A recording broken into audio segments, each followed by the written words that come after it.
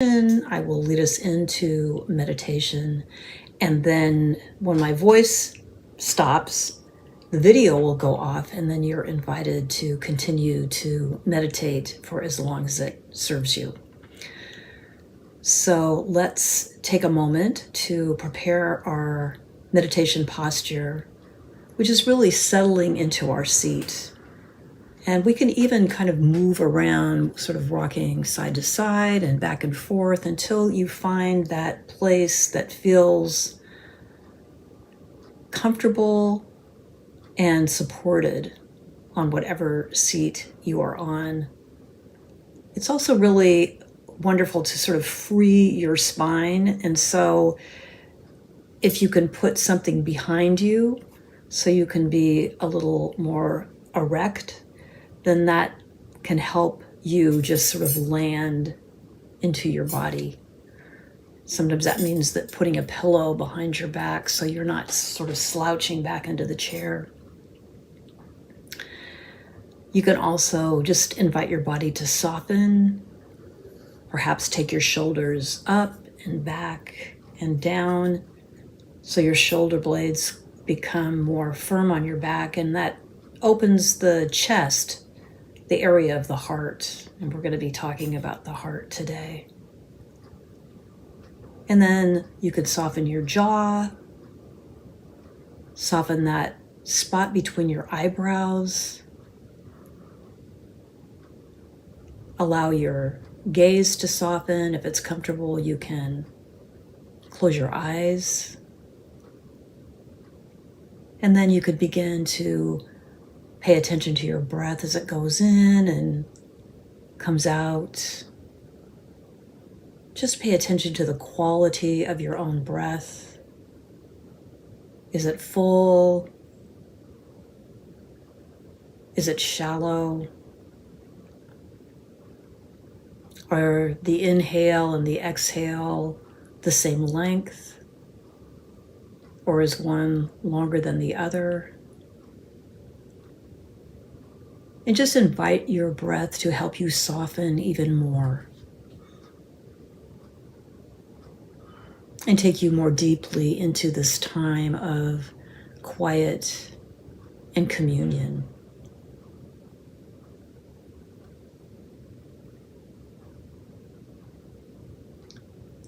And so today, as we contemplate, we will take a challenge by Mark Nepo from his article in this month's Science of Mind magazine, in which he asks us to do some inner examination, to really consider in this time of harvest and letting go as the leaves fall from the trees, making compost for growth in the spring, that there may be some things that are standing in our way, to just take a gentle look at those and see if we're willing to let them go. To look at those places that we may feel disconnected and see if there's something that we are guided to do so that we can feel all the connection that we have to life, because we are always connected to the living spirit, to each other. There is no way that we are separated from any of that, although sometimes we can feel it as if we are. So what is the guidance that is available to us? And where does that come from? And what he suggests is that we seek out the teacher of the heart to follow the heart as our teacher.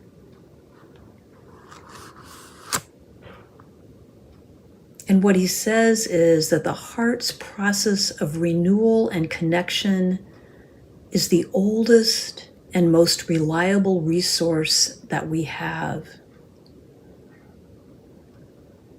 He says following the heart as our teacher leads to an inner exploration we each must map for ourselves.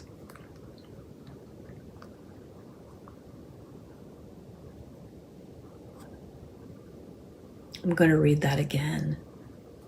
He asks us to follow the heart as our teacher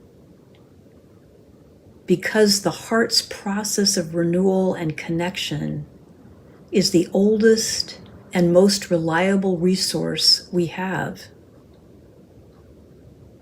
Following the heart as our teacher leads to an inner exploration we each must map for ourselves.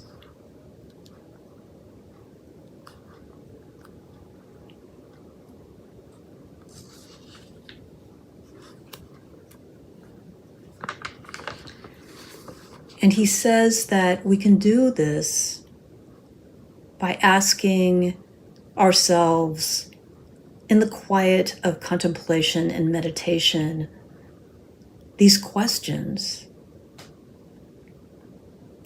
So that's what we will do. We will sit with these questions in our meditation today, not forcing answers, but asking our heart, our center, what it has to reveal. Knowing that answers do come in myriad forms and at exactly the right time, in the right place. So even in this moment of communion, if no clear answer comes, know that because we are willing to sit with our contemplation, we will receive the answer, because the heart, the center, the living spirit within us is unceasingly responsive to us. And so we ask with an open heart, what within us needs to be repaired?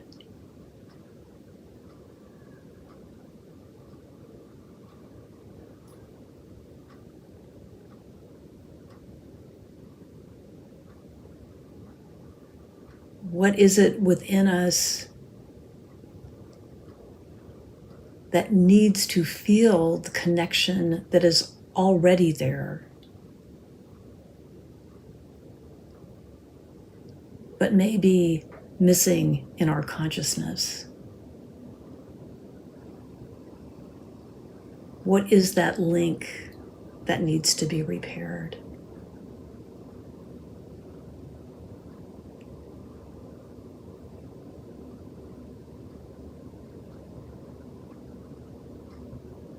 Is there something within us that needs to be dismantled?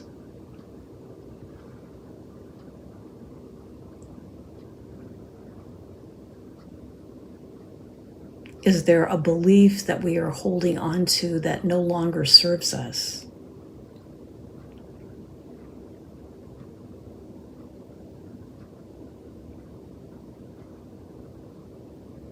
Is there a belief that we know is not the complete truth?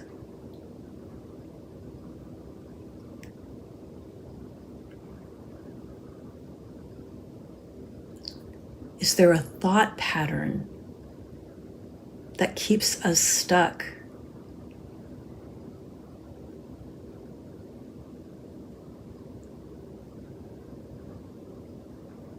What is it within us that needs to be dismantled?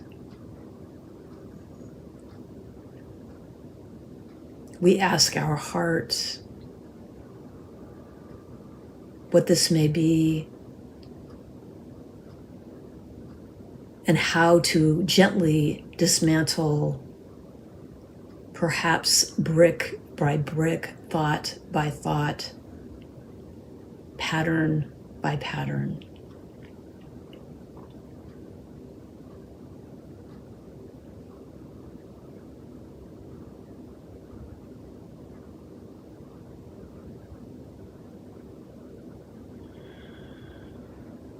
And then as we do,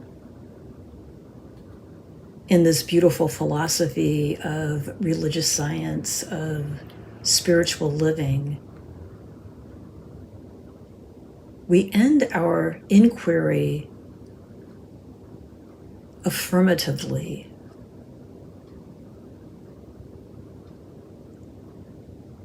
In a place of visioning. And so the last question is, what is it within us that needs to be, that can be reimagined?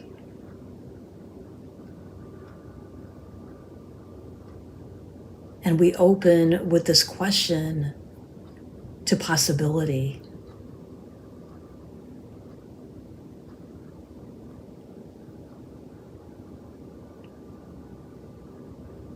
We use our creative imagination, stirred by our heart, to see what is new, what is possible.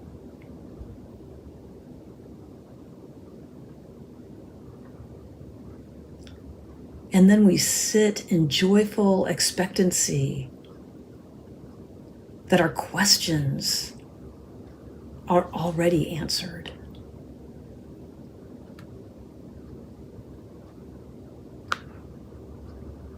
And we end with a blessing.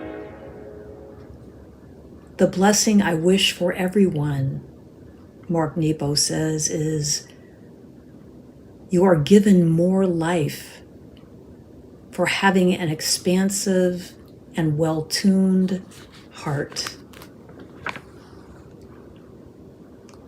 That you are given more life for having an expansive and well-tuned heart.